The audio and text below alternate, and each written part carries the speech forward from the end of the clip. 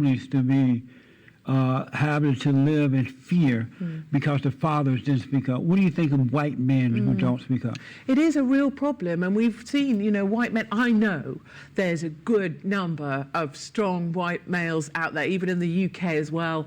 I know they're out there, and they want to fight back.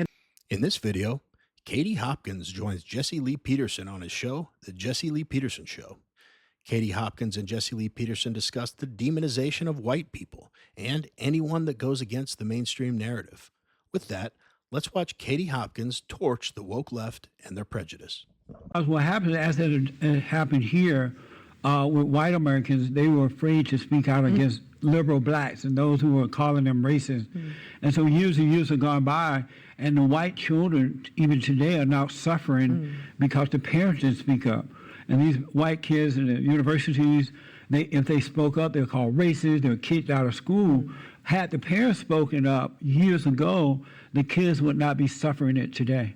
I absolutely agree with you, and there is a frustration in me. Sometimes, often, people will say, I don't agree with everything you say, but I really like you, I really like what you do. And I feel cross with those people a little, even though they're being supportive, because I want to say, I never asked you to agree with everything I said. That's right. Do not start the sentence with, I don't agree with everything you say, but, because I never asked you to agree with everything I said. Point. I am happy, you and I would be happy, if we disagreed on everything, right. but we can still sit here like regular adults and chat. So I think people have to take some level of ownership about not trying to excuse themselves before they even dare to have an opinion. That's right. People have to kind of man up a little bit. Absolutely. What do you think of men, and in this particular case, white men who are afraid to speak up, who allow their family? They make a really good point. I always say that if someone is racist, they learn that in their household. You're not born that way. It's a learned behavior. And so I suppose the situation that we are in now, where white Americans are definitely afraid to ever criticize anyone of a different race because they know they'll be demonized. And white Americans today act that way, again, because it was a learned behavior. It's not something that happens overnight. And we continue to do it today. We continue to let the left dictate what we can and cannot say, what's offensive and what's not. And speaking for myself, my obligation is to God and the truth. So if I'm telling the truth and 100 people call me racist, I know what's in my heart, and their words can never hurt me or get to me. I take that back. You know what? I'd like to say I'm perfect and nothing anyone says bothers me. But if 100 people are calling me racist, I would probably I would be disappointed. I wouldn't be offended. I wouldn't be crying. I'd be disappointed that people construe me telling the truth that way.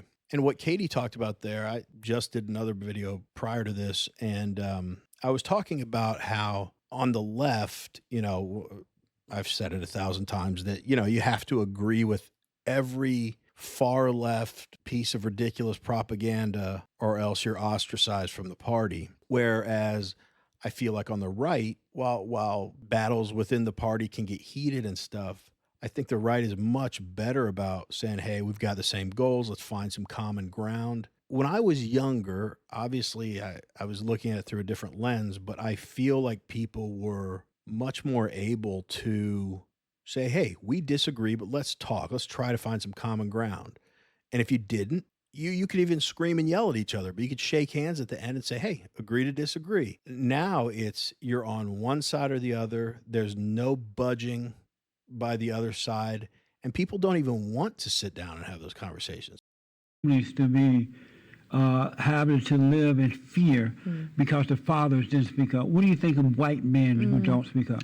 It is a real problem, and we've seen, white men. I know there's a good number of strong white males out there, even in the UK as well. I know they're out there, and they want to fight back, and there's even talks of, in the UK, because things are so dire, this kind of the start of the militias, this sort of start of semi-organized groups of individuals who are talking about creating a kind of police network where they're going to start walking the streets of London, because London is now such a high crime place and our police are doing nothing about it.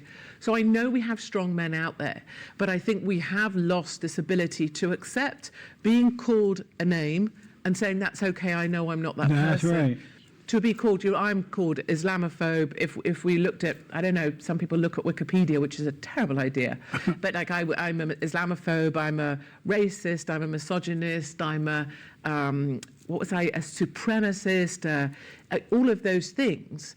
And you have to say, okay, I'll accept those labels from you, That's but I right. continue, and I know who I am. And as long as I know who I am, it doesn't matter the labels you throw on me. But Right. I think it comes down to, this idea, and I think our schools do it too. Everybody wants to be liked. And I never know where we got that from. Where Yeah. did we get that notion from that being liked is more important than having principles that That's you'll right. stand by? And sometimes you have to not be liked to make.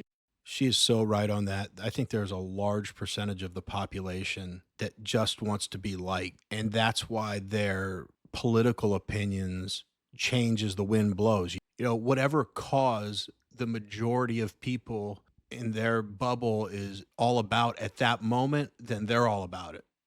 But the second, again, when the wind changes and they're onto something else, they don't care about that anymore. You see it, we make jokes about it all the time in their Twitter bios, every single cause, they've got little icons and they're posting things and ridiculous things.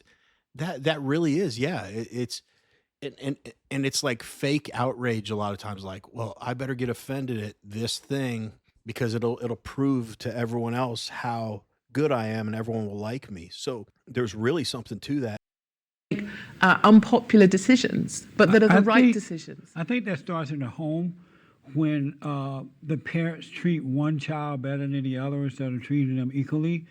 And so the child that is not getting the same treatment tends to try to prove themselves to the parent that, you know what, I can do it too. I'm as good as my brother or sister.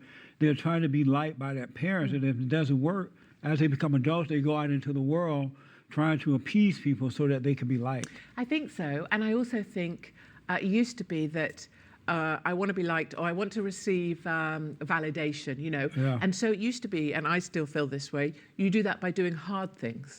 So you do that by doing the marathon, or you do that by, passing out of the academy, Right. or you do it by having, as I have had, both your arms dislocated, but you still get to where you need to get to. You do it by doing the hard thing. What I notice with the latest generation so often is they don't look for validation by doing the hard thing. They look for validation by trying to be the biggest victim. If you like videos like this one, like and subscribe. We'd really appreciate it. Let's get back to the video.